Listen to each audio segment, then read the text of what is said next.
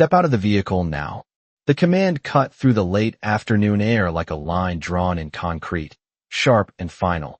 And for a moment, everything around Ava Brooks seemed to slow, as if the entire street had taken a breath and forgotten how to release it. The low hum of traffic fading beneath the flicker of red and blue lights reflecting off the polished surface of the black luxury car she had just parked, the sunlight catching along its curves like it belonged there. Like she belonged there, but the way the officer's hand hovered near his radio said otherwise. Said decision had already been made before a single word left her mouth, and Ava felt it in the way eyes turned toward her from across the sidewalk, curious at first, then certain, as if they were watching a story they thought they already understood, and she kept her hands visible, steady, even as the heat from the asphalt pressed up through the soles of her sneakers, grounding her in a moment that felt both too loud and too quiet at the same time. Her heart beating not fast but deliberate, measured, like she was counting something only she could hear. And when she opened the car door and stepped out, the faint scent of leather and new upholstery followed her into the open air, a reminder of long nights spent working, saving, building something piece by piece that now stood behind her under flashing lights, questioned without being known, and she glanced once at the officer standing closest, a tall man with a rigid posture and eyes that didn't look at her so much as through her, scanning, categorizing, concluding, and she recognized that look because she had seen versions of it before, not always this direct, not always this public, but always the same in its quiet certainty, and still she didn't raise her voice, didn't step back, didn't rush, because somewhere beneath the tension there was something else, something steadier, something her mother had once told her late at night over a kitchen table lit by a single warm bulb. Stay calm, always stay calm, not because the world would be fair, but because she would remain herself no matter how the world chose to see her. And so Ava stood there, 19 years old, in the middle of a street that suddenly felt like a stage, her fingers curling slightly, then relaxing again as the officer repeated the command, louder this time, drawing more attention, more phones lifting, more whispers forming, and she nodded once, a small motion, controlled, as if acknowledging not just the moment, but everything that had led to it. And when she spoke, her voice didn't shake, didn't rise. It settled into the space between them with quiet clarity. "This is my car," she said, not as a defense, not as a plea, but as a fact, simple and unembellished. And for half a second the world seemed to hesitate, like it might listen, like it might pause long enough to consider her words. But the officer's expression didn't change. The lights kept flashing, the murmurs grew, and Ava felt the weight of it all press in without breaking her posture, without bending her gaze, because even as the moment tightened around her, she held on to that one steady truth, not loud, not dramatic, just present, like the sun still glinting off the car behind her, like the quiet certainty in her chest that refused to disappear. The air did not move the way it usually did in late afternoon traffic. It felt heavier, as if every sound had to push through something thick before it reached her, and Ava stood there with her shoulders squared, not stiff but grounded, her gaze steady even as the officer stepped closer, his presence filling the space between them with an authority that did not ask for permission. And somewhere to her left a car engine idled too long, the faint vibration humming beneath the moment, blending with the distant wail of another siren blocks away, and Ava became aware of everything at once. The warmth of the sun across her cheek, the faint scent of asphalt and oil, the reflection of the flashing lights dancing across the hood of the car she had worked so hard to earn, and for a brief second her mind drifted back to the night she first saw it in the dealership showroom, lights soft, floors polished, her reflection staring back at her through the glass, as if asking a question she had already answered.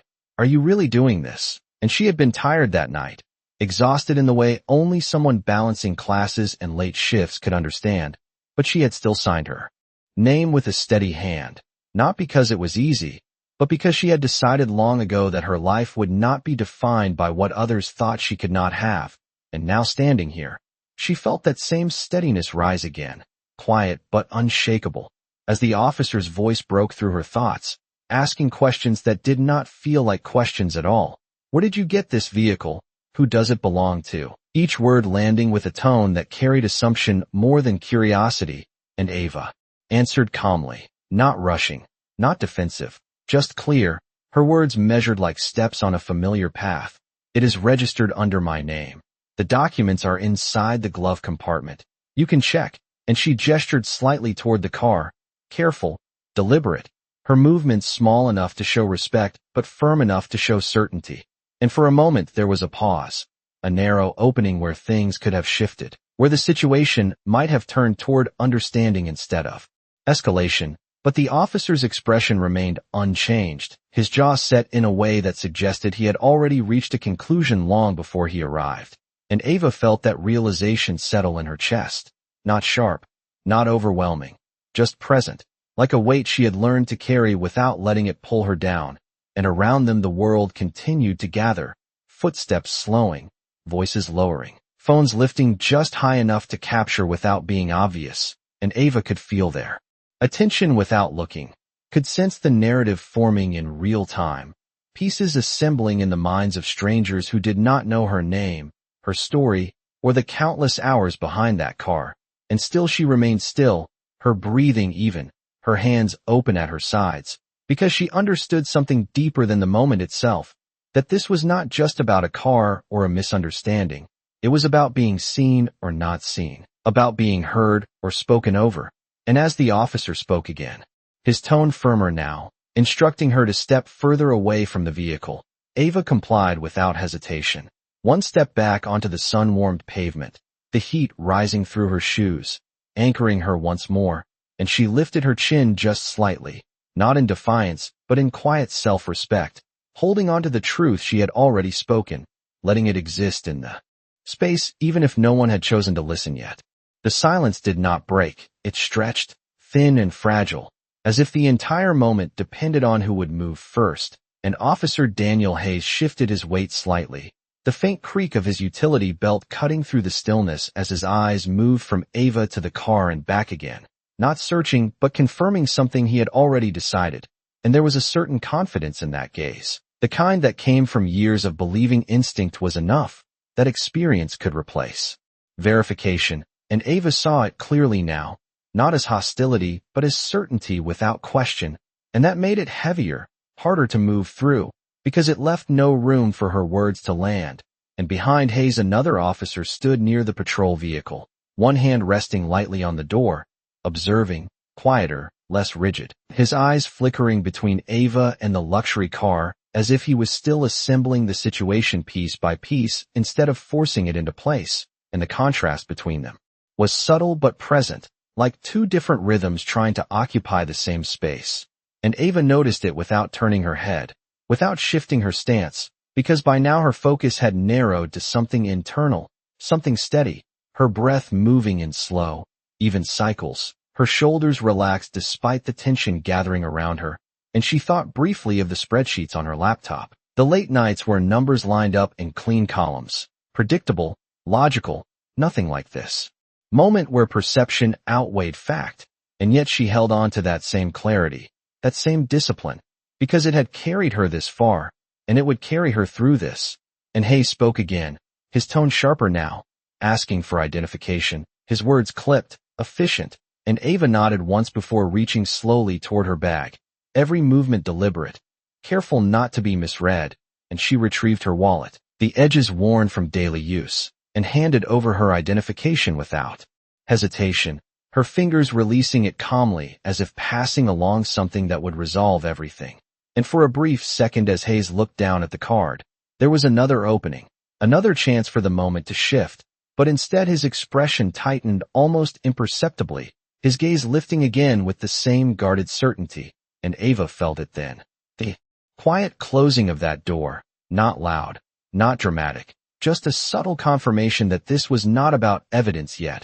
It was about something else entirely, and a voice from the small gathering crowd drifted over, low but clear enough to reach her, a comment wrapped in assumption, spoken like a conclusion already agreed upon, and Ava did not turn toward it, did not react, because she understood the cost of reacting, understood how quickly composure could be misinterpreted, and so she remained. Still, her hands now empty at her sides, her posture unchanged, her presence steady against the growing weight of the moment, and Hayes handed the identification off to the second officer, instructing him to run it, his voice carrying that same tone of control, and the other officer nodded, stepping back toward the patrol car, the radio crackling faintly as he began the process.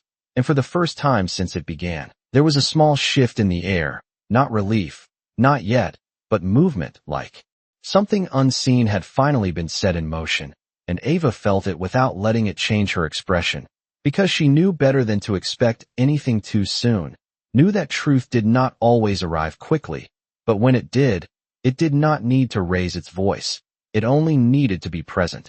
And so she stood there, grounded between flashing lights and quiet judgment, holding onto that presence like something real in a moment that kept trying to redefine her. Time did not move forward in a straight line anymore. It stretched and folded into itself, each second carrying more weight than the last. And Ava could feel it in the way the air pressed against her skin, in the way the flashing lights no longer felt like motion, but like a pulse, steady and unrelenting.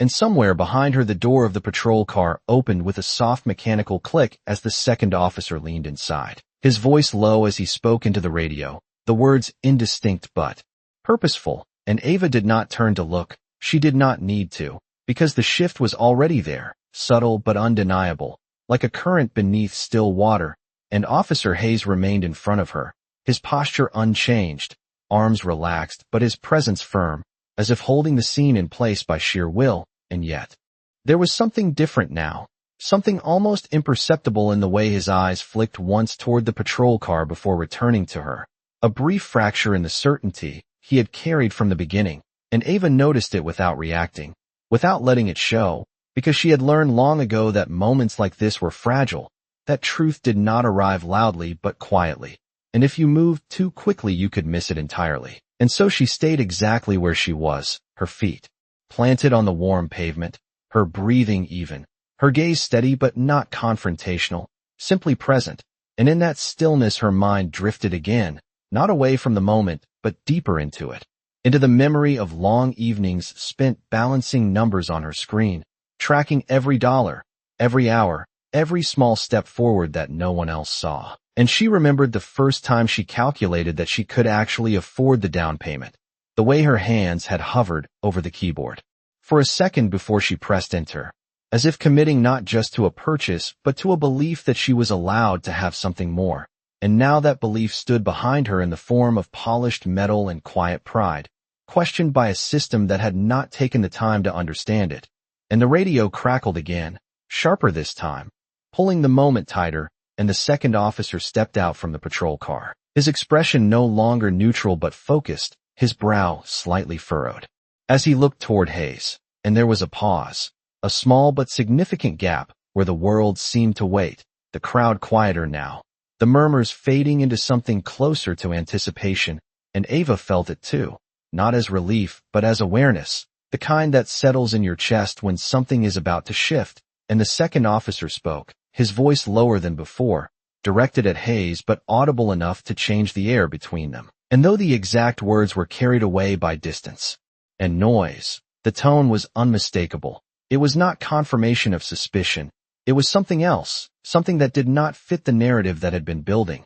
And Hayes did not respond immediately, his jaw tightening just slightly as he listened, his eyes narrowing not in judgment, but in recalibration. And for the first time since it began, the space between him and Ava felt different, less certain, less controlled, like a structure beginning to question its own foundation. And Ava remained still, her posture unchanged, because she understood that this was the moment where everything could turn, not through force or volume, but through simple recognition. And as the silence settled again, thicker now, but no longer one-sided, she held on to the same quiet truth she had carried from the start, letting it exist without pushing it forward, because she knew that when truth finally arrives, it does not need to be argued, it only needs to be seen. The silence did not resolve, it deepened, pressing in from all sides as if the moment itself refused to move forward until something gave, and Ava could feel it in the subtle tightening of her chest. Not fear, not panic, but the weight of being held inside a judgment that had not yet been corrected. And Officer Hayes stood there still, but no longer as certain as before, his posture unchanged yet somehow less anchored, like a man recalculating without wanting to show it. and the second officer remained just behind him, waiting, his expression firm but no longer neutral, carrying information that had already begun to shift the ground beneath them. And the crowd sensed it too, though no one said it out loud. The earlier whispers fading into a quieter tension, the kind that follows when a story begins to turn but is not yet revealed how. And Ava stood in the center of it, unmoving, her hands relaxed at her sides, her breathing steady, but inside there was a quiet ache building, not from the moment itself, but from what it represented, the familiar pattern of being questioned before being known, of having to stand still long enough for truth to catch up to assumption. And she did not let that ache rise to the surface, did not let it change her expression, because she had learned that composure was not about pretending. It was about choosing what to carry and what to release. And so she carried only what mattered, her name, her work, her truth, and let everything else fall away. And Hayes finally spoke again.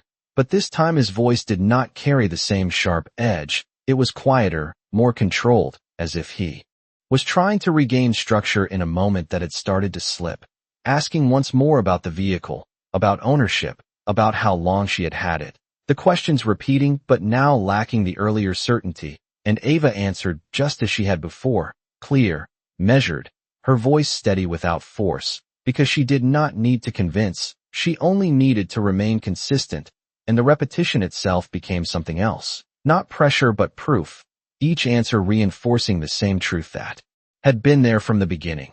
And the second officer stepped closer now, just enough to close the distance, his presence no longer background but part of the center, and he spoke low, directed at Hayes, his words brief but precise, and though Ava could not hear every detail, she saw the effect immediately, the slight shift in Hayes's shoulders, the pause that followed, the moment where certainty met contradiction and did not immediately win, and the world around them seemed to hold its breath again, the flashing lights still pulsing, the sun beginning to lower just enough to soften the edges of everything, casting longer shadows across the pavement.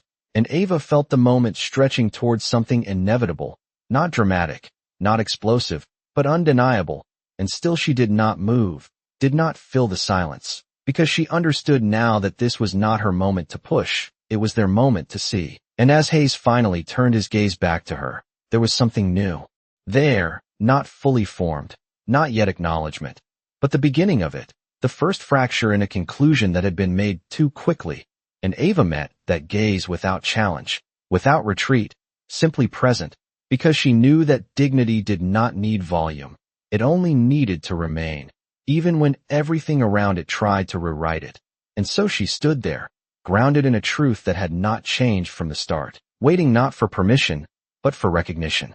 The moment did not break, it softened, like tension slowly dissolving into something quieter, something heavier in a different way.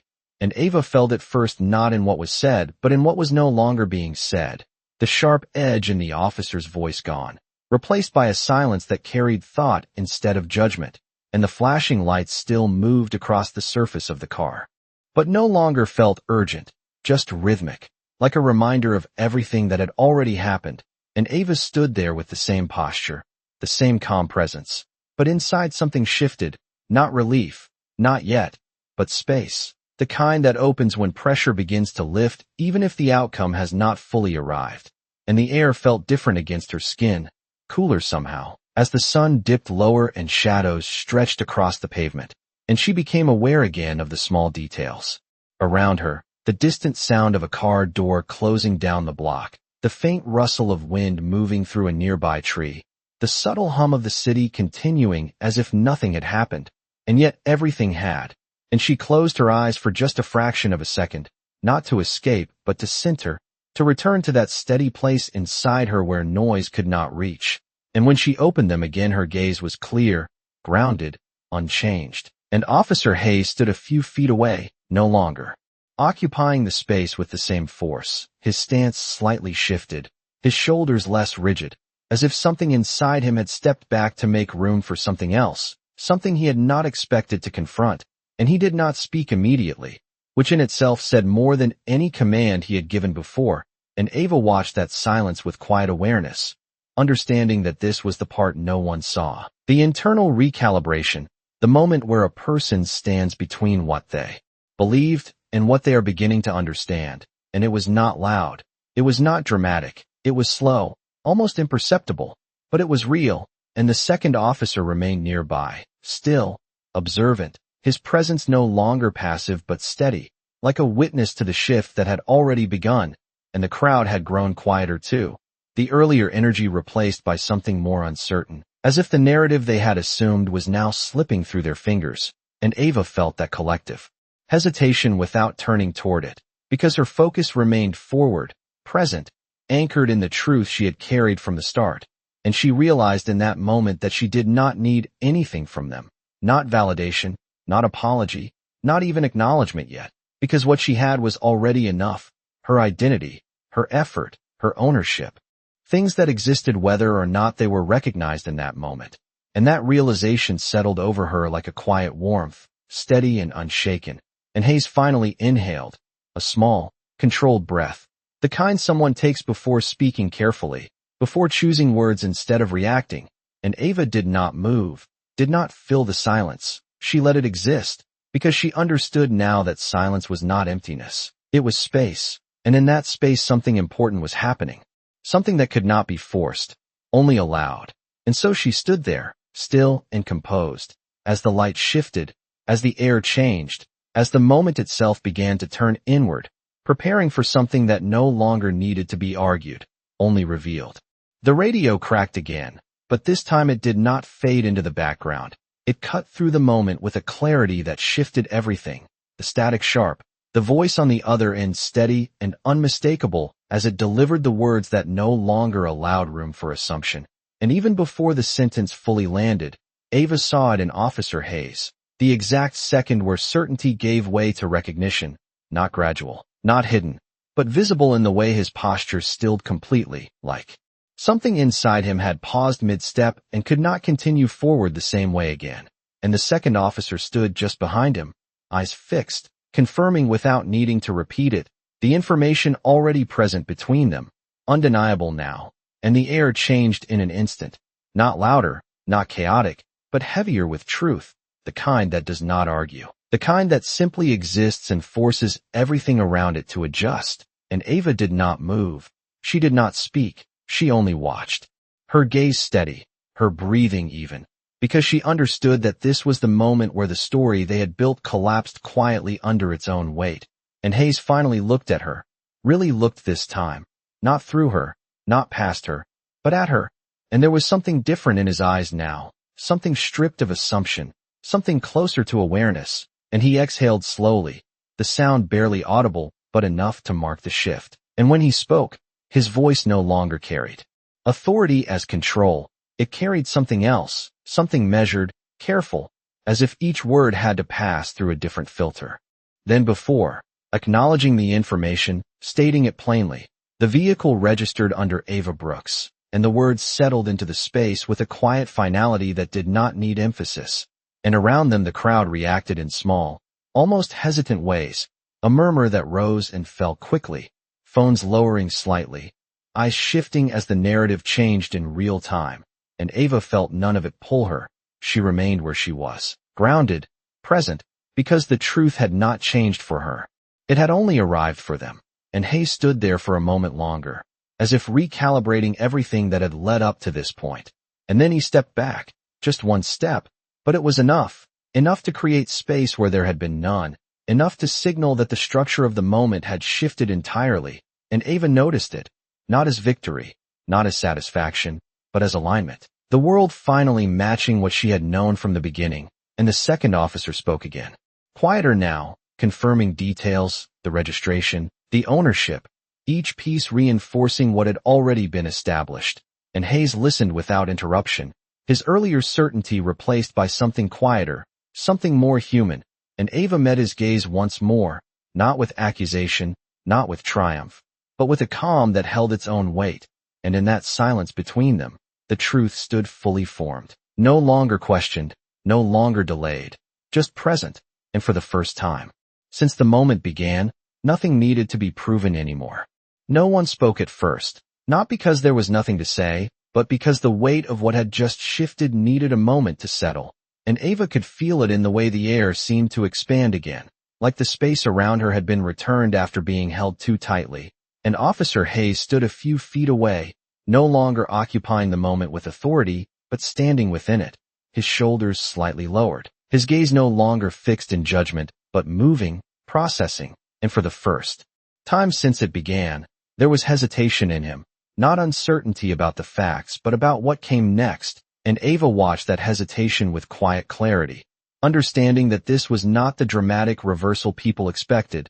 There was no raised voice, no sudden apology spoken too quickly, just a man standing in the aftermath of his own assumption, and she recognized that space because she had lived in the consequences of it before, not always this visible, not always this public, but always real. And Hayes finally spoke, his voice measured, controlled, acknowledging the mistake without dressing it in anything more than what it was. And as he handed her identification back, his movements were careful, deliberate, as if aware now of every detail that had been overlooked before, and Ava accepted it. With the same calm she had held from the beginning, her fingers steady, her posture unchanged, because for her this moment was not about his words, it was about what had already happened, and what it meant. And the second officer stepped back slightly, giving space without being told, his role in the moment complete, and around them the crowd began to shift, not dispersing all at once but slowly, conversations picking up in low tones, some people glancing back one more time before turning away. The earlier certainty replaced by something quieter, something less comfortable, and Ava felt none of it pull her. She remained present, grounded, because the center of the moment had never been them. It had always been her, and the truth she carried. And Hayes paused again, as if considering whether to say more, whether to offer something beyond acknowledgement. But the words did not come easily, and Ava saw that too, saw the gap between intention and understanding, and she chose not to fill it for him, because this was not her lesson to explain, it was his to recognize. And when she finally spoke, her voice was calm, even, carrying no edge, no raised emotion, just clarity. "You did not see me," she said, the words simple, unforced. "You saw what you expected," and they settled into the space between them with a weight that did not need repetition, and Hayes did not respond immediately. But something in his expression shifted again, deeper this time, not just acknowledgement of the mistake, but recognition of what had caused it. And Ava held his gaze for a moment longer, not to challenge, not to linger, but to let the truth remain where it had landed. And then she stepped past him, not rushed, not hesitant, just moving forward, her path clear again, the space open, and as she walked toward her car, the fading light reflected across its surface once more, no longer questioned, no longer interrupted, just present, exactly as it had always been. The engine started with a low, smooth hum, the kind that did not demand attention but carried quiet certainty. And Ava sat behind the wheel for a moment without moving, her hands resting lightly on the steering wheel, her fingers tracing the familiar texture as if grounding herself in something real after everything that had just unfolded. And outside the flashing lights had begun to fade, their reflection no longer dancing across the hood, but slipping away into the rhythm of the street, returning the world to its usual pace. And she glanced once into the rearview mirror, not to look back, but to acknowledge what was already behind her. The officers now smaller in the frame, the crowd dispersing into fragments of movement and conversation, the moment dissolving into memory even as its weight remained. And she inhaled slowly, deeply, letting the air settle into her chest, steady, controlled, the same way she had held herself from the beginning. And as she exhaled, something shifted, not release, not relief, but resolution. The kind that does not erase what happened but places it where it belongs, behind her, not defining her, not limiting her, just part of a larger story she was still writing. And she eased her foot onto the accelerator, the car moving forward with a quiet glide, merging back into the flow of traffic as if nothing had ever interrupted it. And the city stretched ahead, familiar and unchanged, buildings catching the last light of the day, shadows lengthening across sidewalks, people moving through their own moments unaware of what had just passed. And Ava drove with the same calm focus she had carried throughout, her eyes steady on the road, her posture relaxed but intentional, and the streetlights flickered on one by one as dusk settled in, casting a soft glow across the windshield. And for a brief second she allowed herself to feel it, not the tension, not the judgment, but the clarity that remained after, the understanding that dignity was not something given or taken. It was something held, something lived, even when the world failed to recognize it. And her phone buzzed softly in the console beside her, a notification she did not check, not yet, because this moment belonged to her, quiet and uninterrupted. And as she turned onto a broader avenue, the city opened up around her, lanes stretching forward, lights aligning in clean rows, everything moving in a steady, predictable rhythm that felt almost grounding after the unpredictability of what had just occurred. And she adjusted her grip on the wheel, not tighter but more certain, as if reaffirming something without needing to say it out loud. And behind her the past remained where it had fallen, no longer chasing, no longer pressing, just existing as something that had been seen and, finally, understood. And ahead of her the road continued, long and open, carrying her forward into a space where nothing needed to be proven anymore, where the only thing that remained was movement, quiet and constant, like the hum of the engine beneath her, like the steady breath in her chest, like the simple, undeniable truth that had been hers from the very beginning.